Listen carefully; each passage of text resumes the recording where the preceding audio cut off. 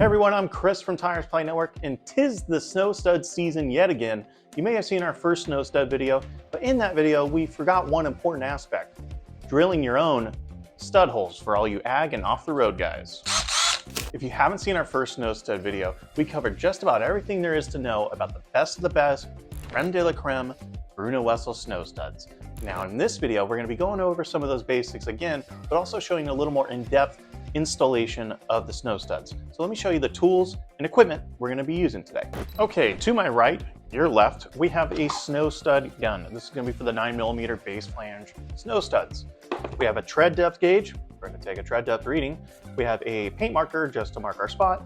We have the drill bit and drill stopper, of course the drill, a bottle of soapy water for lubrication, and a snow stud removal tool, just in case we have any accidents. Directly in front of me is the Bruno Wessel 9mm base flange snow stud varieties, all the way from TSMI number 11 to 17. Now, how do you find the right stud for you? Look on the sidewall of your studdable tire for a TSMI code.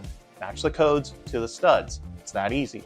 Also is the manual feeder buoy. This goes on the back of the stud gun. You'll see more of this in action in a second. I highly recommend it though. And now over here is the 11mm base flange variety. This is going to be more for your commercial truck applications, larger vehicles. There's an 11mm stud gun, the 11mm base flange stud varieties, and it has its own feeder.